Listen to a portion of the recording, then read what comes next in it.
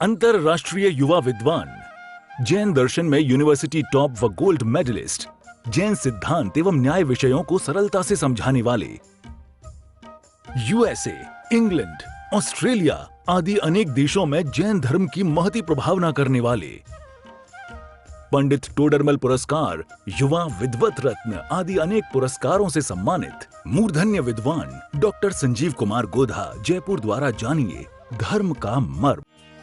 इस कार्यक्रम के प्रायोजक हैं श्रीमान सुलेख जी जैन, श्रीमती किरण जी जैन, बंगलो रोड, कमला नगर, दिल्ली। नमो अरिहंताणम, नमो सिद्धाणम, नमो आयरियाणम, नमो उवज्जायाणम, नमो रुए सव्यसाहुणम। ओकारं बिंदु संयुक्तं नित्यं ध्यायन्ति योगिनः, कामदं मोक्षदं चैव ओंकाराय नमो नमः। अविरल शब्द घनौघ प्रक्षालित सकल भूतल मलकलंकः, मुनिभिरुपासित तीर्था सरस्वती हरतु नो दुरितान्। अज्ञानतिमिरान्धानां ज्ञानाञ्जनशलाकया चक्षुरुन्मिलितं येन तस्मै श्रीगुरुवे नमः। श्री परम गुरुवे नमः, परम्पराचार्य गुरुवे नमः। सकल कलुष विध्वंसकं श्रेयसां परिवर्धकं, धर्म संबंधकं भव्य जीव मनः प्रतिबोधकारकं, पुण्य प्रकाशकं पाप प्रणाशकमिदं शास्त्रं श्री संयम प्रकाश नामधेयम्। अस्य मूल ग्रंथ करता रहे श्री सर्वज्ञ देवास, तदुत्तर ग्रंथ करता रहे श्री गणधर देवा प्रति गणधर देव। तेषां वचनानुसार आचार्य श्री कुंद कुंदामनाय आचार्य सूर्य सागरेण विरचितं, श्रोतारः सावधानतया शृण्वन्तु। मंगलम भगवान वीरो मंगलम गौतमो गणी, मंगलम कुंद कुंदाद्यो जैन धर्मोस्तु मंगलम। सर्वमंगल मांगल्यम सर्वकल्याणकारिकम, प्रधानम सर्वधर्माणां जैनम जयतु शासनम। जैनम जयतु शासनम, जैनम जयतु शासनम। संयम प्रकाश नाम का यह ग्रंथ है। एक एक विषय बहुत ही सुंदर उठाते जा रहे हैं और बहुत ही सुंदर ढंग से इन सब विषयों को समझाते चले जा रहे हैं। हमारे लिए क्या करने योग्य है, क्या अपनाने योग्य है, क्या पालन करने योग्य है, जीवन कैसा होना चाहिए, सोच कैसी होनी चाहिए, चिंतन कैसा होना चाहिए, यही तो सब बातें बतला रहे हैं यहाँ। बातें सरल सरल भी है, कुछ महत्वपूर्ण भी है। कल जो प्रकरण हमने यहाँ पढ़ा है आपके बीच में, उसमें हमने संगति की महिमा देखी है, संगति के बारे में देखा है। संगति, किसकी संगति करें? अरे अच्छी संगति यदि होगी तो उत्तम अवस्था की प्राप्ति होगी। यदि संगति खोटी हो गई तो सब बिगड़ गया। अच्छी संगति होनी चाहिए। अच्छी संगति कैसे करें? सज्जनों की संगति करो। कि कौन सज्जन है? कि विद्वान लोग सज्जन हैं। कि ना मिले तो क्या करें? कि उनके प्रवचनों को देखो। नहीं मिले तो क्या करें? बोले शास्त्रों की संगति करो। नहीं मिले तो क्या करें? बोले पूर्वाचार्य ज्ञानी विद्वानों का स्मरण करके उनकी संगति कीजिए। जैसे एकलव्य ने द्रोणाचार्य की संगति की थी। एकलव्य ने जिस तरह से द्रोणाचार्य की संगति की, उसी तरह से हम भी शिष्य हैं। किनके? वीतरागी संतों के। हम भी शिष्य हैं किनके? उमा स्वामी आचार्य के। हम भी शिष्य हैं किनके? समंतभद्राचार्य देव के, कुंदकुंदाचार्य देव के, अमृत चंद्राचार्य देव के। इन सब के हम शिष्य हैं। ये सब बातें यहाँ बता रहे हैं, सिखा रहे हैं, समझा रहे हैं। कल 5 उदाहरण देकर के, 4 उदाहरण देकर के इस बात को बतला दिया था कि भाई देखो अच्छी संगति से इनका कितना अच्छा हो गया, देखो अच्छी संगति से इनके साथ कितना अच्छा हो गया। ये कितनी बातें यहाँ कही गई। आज और बढ़ा रहे हैं कुछ एक बात को। ये क्या कह रहे हैं? 131 नंबर पेज निकालिए, फिर देखिएगा जरा। 131 नंबर पेज पर क्या कहते हैं? प्राज्ञ है, प्राज्ञ है। ओहो, प्राज्ञ है माने होता है बुद्धिमान, प्राज्ञ है माने होता है चतुर। प्राज्ञ है, कौन है प्राज्ञ है? ये कह रहे हैं अर्थात जो हेय माने छोड़ने योग्य, प्राज्ञ का अर्थ जो हेय अर्थात छोड़ने योग्य, उपादेय अर्थात ग्रहण करने योग्य कार्य को जानकर द्रव्य क्षेत्र काल आदि का तथा भविष्य का विचार करके चलता है, उसे प्राज्ञ कहते हैं अथवा बुद्धिमान विद्वान भी कहते हैं। इतनी सुंदर बात कह रहे हैं भैया, द्रव्य क्षेत्र काल भाव का विचार रख करके काम करो। क्या द्रव्य क्षेत्र काल भाव का विचार रख करके काम करो। फ्यूचर दिखना चाहिए आपको, भविष्य दिखना चाहिए। देखिए खाली जमीन पर जिस तरह से इंजीनियर नक्शा देख लेता है, पत्थर के शिलाखंड में मूर्तिकार मूर्ति देख लेता है, आप लोग अपने घर में इंटीरियर कराने के पहले जब वो व्यक्ति बतलाता है तो क्या वो आप सब देख नहीं लेते हैं? बंद आंखों में क्या आपको वो सब दिखाई नहीं देता है? यदि आपको ये सारी बातें बंद आंखों में दिखाई दे रही है, इसका मतलब यह है कि आप बुद्धिमान हैं। देखिए दुनिया के पदार्थों को द्रव्य क्षेत्र काल भाव से देखिए, भविष्य से देखिए क्या होगा, मैं ये कार्य कर रहा हूँ इसका क्या इम्पेक्ट होगा, हमने ये जो काम किया है इसका क्या फल निकलेगा, क्या छोड़ने योग्य है और क्या ग्रहण करने योग्य है। ये विचार तो हमें करना ही पड़ेगा ना। छोड़ने योग्य क्या है, ग्रहण करने योग्य क्या है। अभी वो सब हमारे द्वारा पूर्व में बतलाई गई जितनी भी परिभाषाएं हैं, वे सारी बातें और सारी परिभाषाएं वो तो सब आपके ध्यान में हैं, बार बार मैं रिपीट भी नहीं करना चाहता। आलू उठाओ और रख दो, तो आलू नहीं छोड़ना है, उसके प्रति राग छोड़ना है। अवनीश भाई क्या कह रहे हैं यहाँ, हे माने छोड़ने योग्य, उपादेय माने ग्रहण करने योग्य, लेकिन क्या क्या ये तो बताओ, क्या छोड़ने लायक और क्या उपादेय करने ग्रहण करने लायक। कि जो जानता है वो बुद्धिमान है, जो जानता है वो विद्वान है, जो जानता है वो ज्ञानी है, जो जाने वो समझदार है। ऐसा जानकर द्रव्य क्षेत्र काल का भी विचार कीजिए। कौन सा द्रव्य है, कौन सा क्षेत्र है, कौन सा काल चल रहा है, क्या भाव हो सकता है। देखो हम सबका विचार करते हैं, आपको पता है गर्मियों के दिनों में एसी खरीदते हैं तो क्या कीमत होगी, सर्दियों के समय ऑफ सीजन में खरीदते हैं तो क्या रेट होगी, हैं। जैसे एसी वगैरह हैं, एसी पंखा, ये ऑफ सीजन में इनकी रेट डाउन हो जाती है, लेकिन यदि आप आम खरीद रहे हैं तो ऑफ सीजन में आम की कीमत बढ़ जाती है। अब बताओ, अब पलट गई ना बात कि नहीं साहब ऑफ सीजन चल रहा है, तुम्हारे आम आए हुए हैं, तो बोलो ये आम सर्दियों के समय में जनवरी में यदि कोई व्यक्ति, अपने यहाँ जनवरी में आम नहीं आते हैं ना, जनवरी में यदि मार्केट में आम मिल रहे हैं और आप लेकर के आ रहे हैं तो क्या रेट में मिलेंगे, और आम के सीजन में आम खरीदेंगे तो क्या रेट में मिलेंगे। विचार करने के लिए कह रहा हूं। अब आप ये कहो साहब अरे भैया ये तो जनवरी तो आम का ऑफ सीजन है, यहाँ तो क्या तुम्हें मुफ्त में दे दें, क्या करें, 50% में दे दो भैया। कब ऑफ सीजन चल रहा है भैया, जनवरी में। अरे भाई सब जगह की बात अलग अलग है, इसलिए बुद्धिमान व्यक्ति द्रव्य का विचार करता है, क्षेत्र का विचार करता है, काल का भी विचार करता है। वहां सब चतुर हैं, लौकिक में तो सब जानते हैं भाई साहब, द्रव्य क्षेत्र काल का विचार करते हैं। हे और उपादेय के बारे में भी विचार किया जाना चाहिए। जो विचार करता है वो ज्ञानी है, ये बात यहाँ कह रहे हैं, उसे प्राज्ञ कहते हैं, बुद्धिमान कहते हैं, विद्वान भी कहते हैं। माने विद्वान लोग कोई भी कार्य सोच समझ करके करते हैं। कहा भी है, क्षत्र चूड़ामणि की सूक्ति यहाँ प्रस्तुत कर रहे हैं।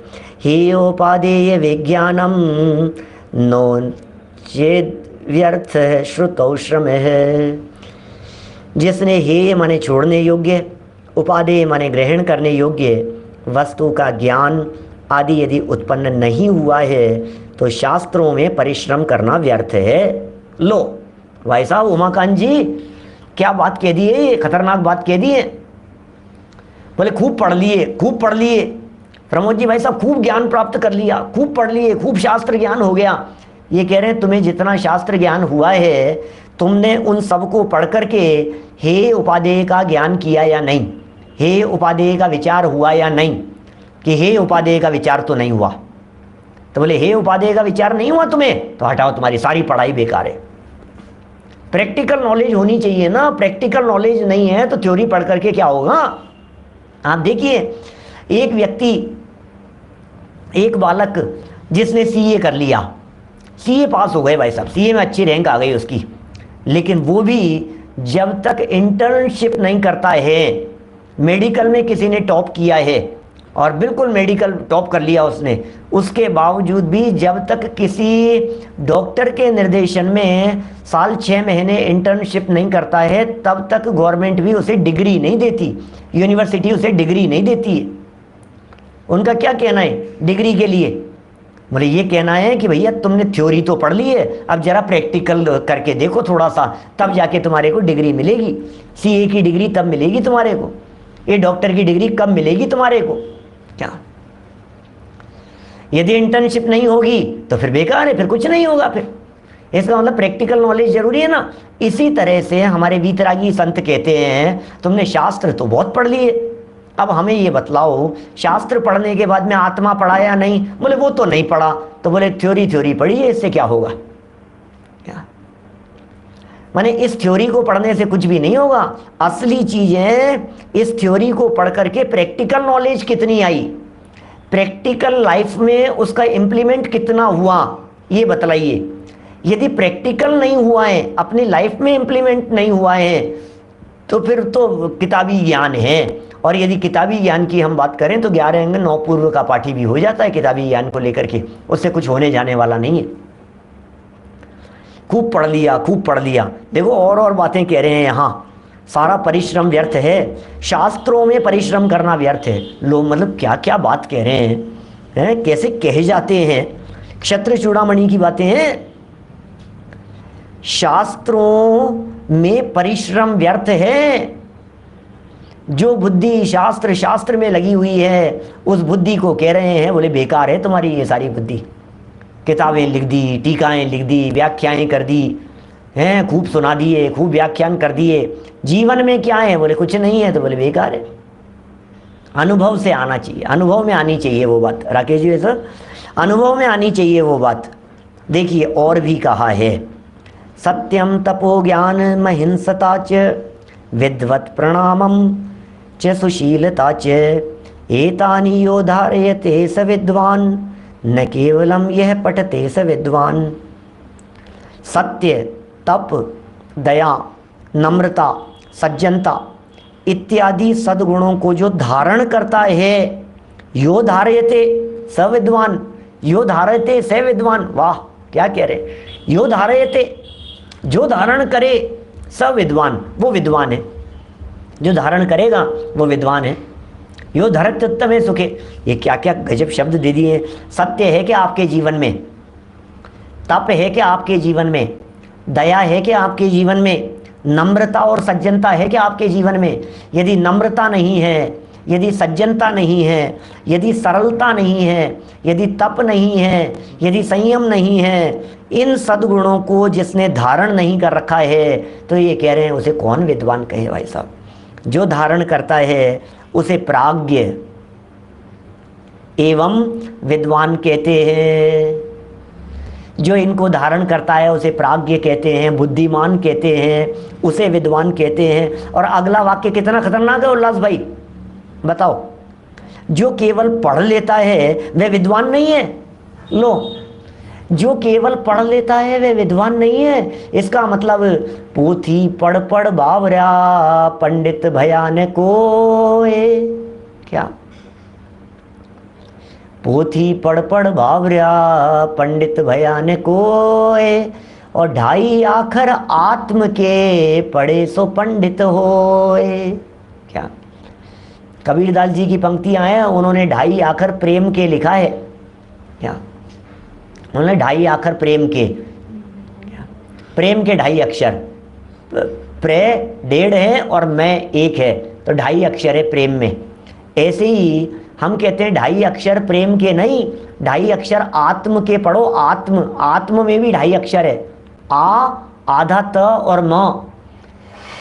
तो कितनी भी पोथियां पढ़ ली, कितने भी शास्त्र पढ़ लिए, सब कुछ पढ़ लिए, लेकिन जिसने ये 2.5 अक्षर पढ़ लिए उसने सब पढ़ लिया, और जिसे इन 2.5 अक्षरों की पहचान नहीं है, बोले उसने कुछ नहीं पढ़ा, उसका क्या करें? क्या बोलो, क्या कहें? बोले एक एक बातें कितनी गंभीर होती हैं, एक एक बातें कितनी विशेष होती हैं, ये हमें सोचनी पड़ेगी भाई साहब। यदि हम नहीं सोचेंगे तो हमें कुछ हासिल होने वाला नहीं है। देखिए क्या कहते हैं यहाँ, जो केवल पढ़ लेता है वह विद्वान नहीं। अब इससे ज़्यादा कठोर बात और क्या हो सकती है? हम विद्वान किसे समझते हैं? अरे भाई साहब बहुत पढ़े हैं, आपको मालूम है कितनी डिग्रियां हैं, आपको मालूम है कितने शास्त्र लिखे हैं, आपको पता है कितनी किताबें लिखी है इन्होंने, आपको पता है इनकी लिखी हुई किताबें यूनिवर्सिटी में चलती है।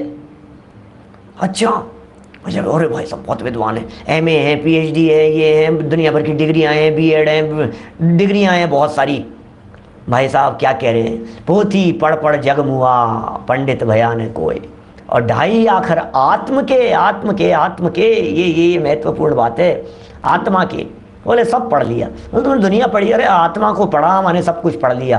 कहते हैं ना, एक साधे सब सधे और सब साधे सब जाए। एक आत्मा को जिसने देख लिया उसने लोकालोक को देख लिया, और जिसने एक आत्मा को नहीं देखा उसको लोकालोक कितना भी देखने का प्रयत्न करे उसे लोकालोक दिखता नहीं है। क्या पिताजी साहब, हम कितना भी देखने की कोशिश करें, हमने ये देख लिया, अब ये देख लिया, अब ये देख लिया, अब ये देख लिया, अब ये देख लिया, अब इस देश में, अब इस देश में, अब इस शहर में, अब इस शहर में, अब इस जगह पर, अब ये वंडर देख लिया, अब ये वंडर देख लिया। अरे क्या वंडर देख लिया? वंडर बाहर में नहीं है, वंडर तो अंदर है भाई अभय जी। ये वंडर तो बाहर नहीं है, वंडर तो अंदर है। वंडरफुल चीज है अंदर, जिसे देखने पर, जिसे देखते सहज दिखता सबसे सुंदर आत्मस्वरूप। जिसे देख लेने पर सारा जगत दिखाई देता है, जिसे देख लेने पर सब कुछ दिखाई देता है। अरे आत्मा एक ऐसा दर्पण है जिसमें देखने पर लोकालोक झलकता है। ऐसा है आत्म तत्व। ये कहते हैं केवल पढ़ लिया विद्वान नहीं है, विद्वान नहीं है भाई साहब। पढ़ने मात्र को हम विद्वान नहीं कहते। भाव भाषण हुआ या नहीं हुआ कि साहब कैलकुलेशन कर दूंगा, कैलकुलेशन, लेकिन ये कैलकुलेट क्यों किया ये बता, तेरी कैलकुलेशन काम नहीं आएगी क्या? वो है ना, मैं भूल गया पंक्तियां, कुनवा डूबा क्यों? क्या 5 लोग जा रहे थे क्या? और 5 लोग जा रहे थे तो उनमें एक इंजीनियर साहब थे क्या? और इंजीनियर साहब थे और सब 5-5 फीट के लोग थे ये सब। और जाते जाते रास्ते के अंदर एक नदी आई, तो नदी आई तो पूछा कि इस नदी की गहराई कितनी है क्या? तो बोले नदी की गहराई 20 फीट की है। बोले नदी की गहराई 20 फीट की है, और 5 का ये, 5 का ये, 5 का ये, 5, हम लोग 5 लोग हैं, 5-5 फीट के, तो 5 5 25, अपन टोटल कितने फीट के हो गए? बोले अपन 25 फीट के हो गए। नदी की गहराई कितनी है? 20 फीट की है। तो बोले 20 फीट की नदी की गहराई, अपन लोग 25 फीट के, बिल्कुल बराबर कैलकुलेशन है। 5 को 5 से मल्टीप्लाई करो, 5 5 5 5 5। बोले चलो अपन आराम से पार हो जाएंगे। मैंने पूरा कैलकुलेट कर लिया, पूरा हिसाब लगा लिया मैंने। बोले साहब आप पढ़े लिखे हो, देखो आप देख लो, हिसाब लगा लो, अपन सब पार हो जाएंगे। अरे सब पार हो जाएंगे, तुम चिंता मत करो। क्या बोले कूदो, हाँ हाँ चलो अपन सब पार हो जाएंगे। बराबर बिल्कुल प्रॉपर कैलकुलेशन है, एग्जैक्ट कैलकुलेशन है। अरे भाई तेरी कैलकुलेशन तो बराबर है, लेकिन ये कैलकुलेशन यहाँ काम आएगी क्या? 5 डूब गए, 5 डूब गए, डूब नहीं थे। ऐसी कैलकुलेशन यहाँ काम आएगी क्या? क्या ये यहाँ समझा रहे हैं यहाँ पर, भैया पढ़ तो लिया लेकिन प्रैक्टिकल नॉलेज नहीं है तेरे को बिल्कुल भी। थोड़ी प्रैक्टिकल नॉलेज होनी चाहिए। अरे और इतने समय क्या फर्क पड़ गया भाई साहब, बिल्कुल पढ़ तो लिया लेकिन प्रैक्टिकल नहीं दिखाई दे रहा है। इसलिए पता है क्या करते हैं, ये सब प्रैक्टिकल कराते हैं। अकेले किताबी ज्ञान के आधार पर ड्राइविंग नहीं होती है, अकेले किताबी ज्ञान के आधार पर तैरना नहीं होता है, अकेले किताबी ज्ञान के आधार पर सब्जी नहीं बनती है, अकेले किताबी ज्ञान के आधार पर दुनिया का कोई काम नहीं होता है। तो जब दुनिया का कोई काम किताबी ज्ञान के आधार पर नहीं होता है तो यह आत्मकल्याण किताबी ज्ञान के भरोसे कैसे हो जाएगा?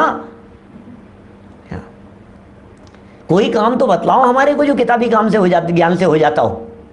बोले चार लोगों के लिए यदि भोजन बनाते हैं तो इतनी इतनी सामग्री लगती है। अब 4 के लिए बना रहे हैं, अब ये 4 के का 5 हो गया कि 7 हो गया, तो अब मैं कैसे कैलकुलेट करूं और क्या करूं और कितना नमक डालूं और कितना मसाला डालूं। तो प्रैक्टिकल नॉलेज चाहिए। कोई तोल करके देखा जाता है 10 ग्राम 5 ग्राम 10 ग्राम नमक डालो इसके अंदर, फिर 3 ग्राम, अरे जो सब्जी बनाते हैं ये डाल दिया, ये हो गया। ऐसे होता है। इसका नाम है प्रैक्टिकल।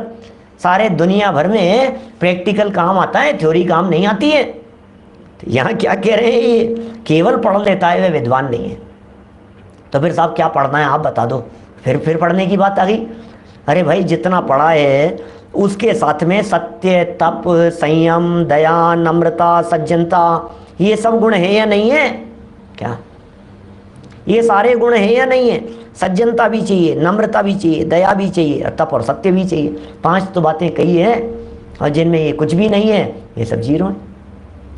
चलिए और भी कहा है, कुछ और आगे बढ़ते हैं अपन। इसी तरह की बातें कुछ और कह रहे हैं, सुंदर सुंदर बातें हैं। देखिए,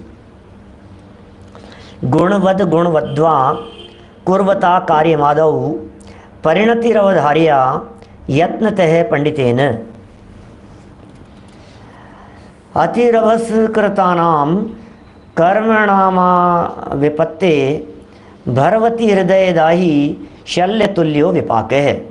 भर्तरी शतक का है, भर्तरी शतक का क्या, भर्तरी शतक, शिवचंद्र के भाई भर्तरी, क्या वो भर्तरी, और बहुत नाम है इनका भर्तरी का संस्कृत साहित्य में। संस्कृत साहित्य में ये नीति शतक वगैरह, ये भर्तरी शतक, नीति शतक, ऐसे ऐसे लिखे हैं इन्होंने, और ऐसी ऐसी बातें लिखी हैं।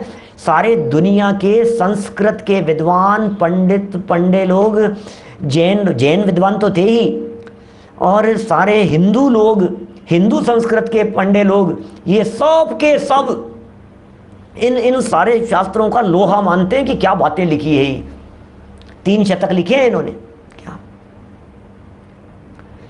ये क्या क्या लिखा है भर्तरी ने, तो क्या बातें और क्या सटीक घटित होती है। कोई जैनियों की बपौती थोड़ी ना है। जो जैन कुल में पैदा हो गया उसका जैन दर्शन है, ऐसा थोड़ी ना है भाई साहब। हमारा ये जैन दर्शन जैनी मात्र का नहीं है, हमारा ये जैन दर्शन जन जन का दर्शन है।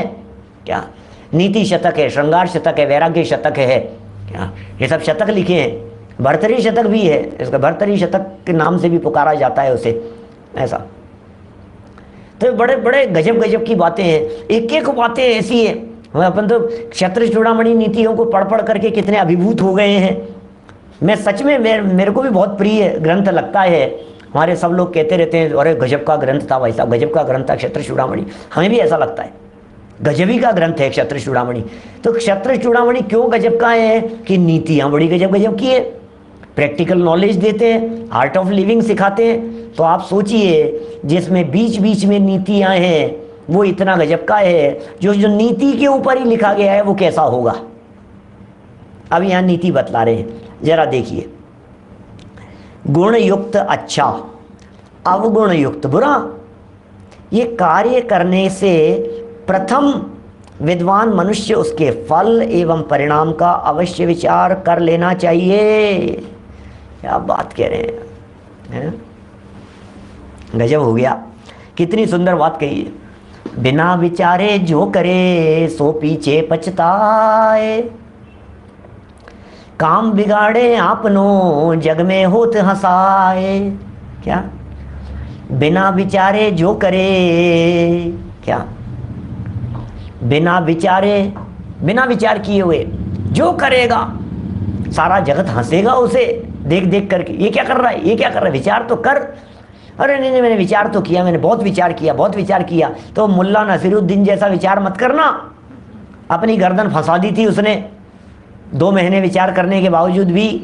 ये क्या किया, रोजाना दातुन करने के लिए बाहर निकलता था और सामने से बैल को आते हुए देखता था, और बैल को देखता था और बैल के सींग दिखाई देते थे, ऐसे घूमे हुए, ऐसे घूमे हुए सींग दिखाई देते थे। और ये रोज दातुन करता रहता था और ऐसे देखता यार मेरा चेहरा भी गोल है और ये इसके सींग भी गोल है, यदि मेरा जो ये चेहरा है बिल्कुल इसके वजह से ऐसे लगे तो फिट हो जाए तो कैसा रहे। इस कार्यक्रम के प्रायोजक हैं श्रीमान सुलेख जी जैन, श्रीमती किरण जी जैन, बंगलो रोड, कमला नगर, दिल्ली।